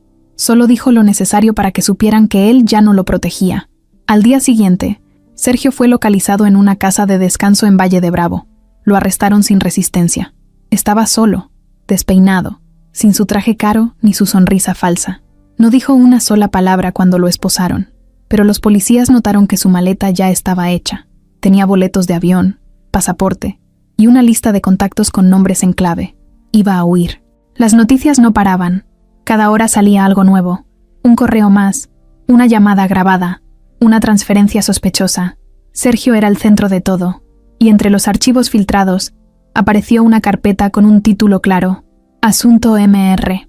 Ahí estaba todo: la caja robada, las fotos destruidas, el seguimiento a Mateo, los informes que Elvira había mandado. Era el resumen del plan para desaparecer cualquier conexión entre Ramiro y su hijo. Pero también había correos donde Sergio reconocía que lo hacía sin el consentimiento de su socio, que lo hacía por el bien de la empresa. Esos archivos limpiaban a Ramiro, y al mismo tiempo lo dejaban al descubierto. Lo pintaban como un hombre débil, que había dejado que otro tomara decisiones que le correspondían. Cuando Mateo vio todo eso, no supo qué sentir. Sí, se había hecho justicia.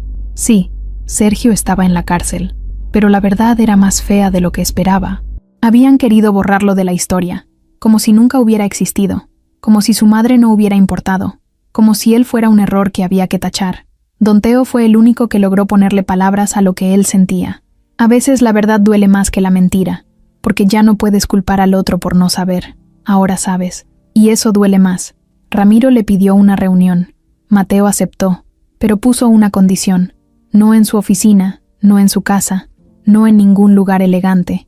Lo citó en la misma plaza donde empezó todo, la misma banca, el mismo tablero de ajedrez. Ramiro llegó a la hora exacta, con ropa sencilla, sin guardaespaldas. Mateo ya lo esperaba. Tenía las piezas listas, el tablero limpio. ¿Quieres jugar?, preguntó Mateo. Solo si me dejas perder con dignidad, respondió Ramiro. Se sentaron frente a frente. Nadie los molestó. Un par de niños jugaban a lo lejos. Un señor vendía papas con salsa bajo un paraguas rojo. El mundo seguía girando, como si nada. Lo leí todo, dijo Mateo. Cada correo, cada plan, cada cosa que hicieron para borrarme. Lo sé. No me importa el dinero, pero eso no lo voy a perdonar tan fácil. No te lo pido. Mateo movió su primera pieza. Ramiro hizo lo mismo. No hablaban más de lo necesario. Solo jugaban, como si esa partida fuera una forma de decir todo lo que no sabían cómo decir. El tablero no mentía. Las piezas caían. Algunas avanzaban con fuerza, otras solo sobrevivían. Y entre jugada y jugada, por primera vez, se miraron sin rencor. Un año después, la plaza seguía igual. Las mismas bancas mal pintadas, los árboles que daban sombra solo a ratos, el señor de los helados en la esquina, los niños corriendo, las palomas robando migajas. Nada había cambiado en la superficie, pero Mateo sí. Ya no caminaba con la cabeza baja, ni con la mochila rota colgando del hombro. Ahora tenía los hombros más firmes, los ojos más serios, las manos más seguras. Vestía igual, con ropa sencilla, pero ya no parecía invisible. Ahora la gente lo miraba diferente, como si supieran que ese chavo había vivido algo que los demás solo habían visto en la tele o en redes. Pero él no hablaba de eso. No le gustaba. Para muchos, seguía siendo el que ganó el millón. Para otros, el hijo del millonario. Pero para él, solo era Mateo, y con eso bastaba. Ese día llegó temprano. El aire estaba fresco, y en el bolsillo traía el tablero plegable que le había regalado don Teo cuando cumplió 18. Lo colocó sobre la banca de siempre. Puso las piezas con calma, como si cada una tuviera una historia que contar. Blancas a un lado, negras al otro. Mientras acomodaba, sintió que alguien se sentaba frente a él. ¿Blancas o negras?, preguntó sin mirar. Hoy me toca perder, respondió una voz ya conocida. Era Ramiro. Llevaba una chamarra gris, sin corbata, sin lentes de sol. Tenía el cabello más canoso, los ojos más apagados, pero la mirada era otra, más tranquila. Ya no estaba ese aire de superioridad que cargaba antes. Ahora parecía un hombre que por fin entendía el peso de sus decisiones. Mateo lo miró unos segundos. Luego le pasó las blancas. Empieza tú. La primera jugada fue simple. Peón a E4. Mateo respondió con la misma calma. Las piezas comenzaron a moverse, pero ninguno de los dos tenía prisa. No había cronómetro. No había público. Solo el sonido del parque, las voces lejanas de la gente, el golpeteo de las piezas sobre el tablero. ¿Cómo va la empresa?, preguntó Mateo sin levantar la vista. Estable.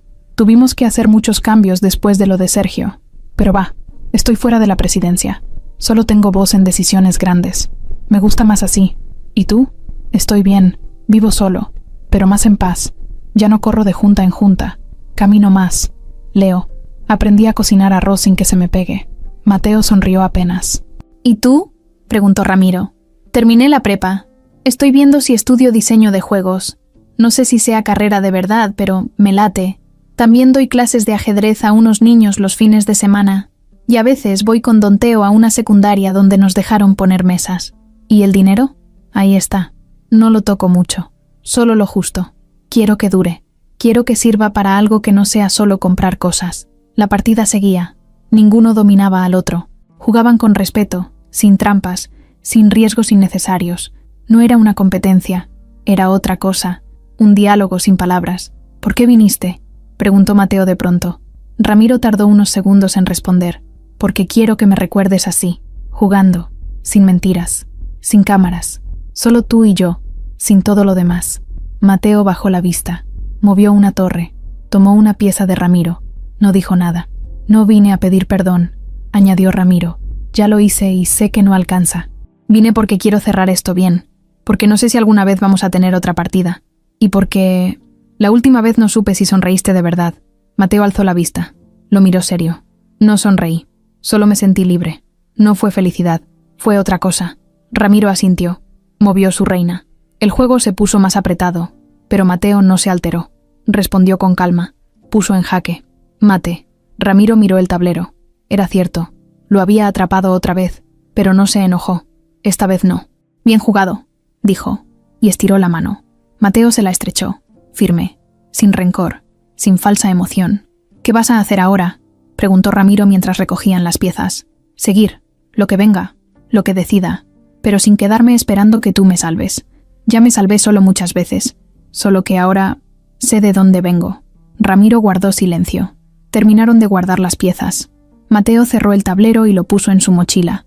Luego se paró. Cuídate, dijo. Ramiro también se levantó. Tú también. Y si un día quieres otra partida, ya sabes dónde encontrarme.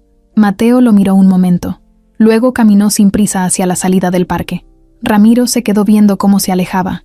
No era un adiós, pero tampoco un nos vemos mañana. Era lo que tenía que ser. Justo, real, cerrado. Las palomas seguían buscando migas. El vendedor de globos pasó con su carrito. Una niña pequeña se acercó a la banca. ¿Usted es el señor del ajedrez?, preguntó Ramiro, sorprendido. Él sonrió. Hoy no. Hoy solo vine a perder. Y por primera vez no le pesó decirlo.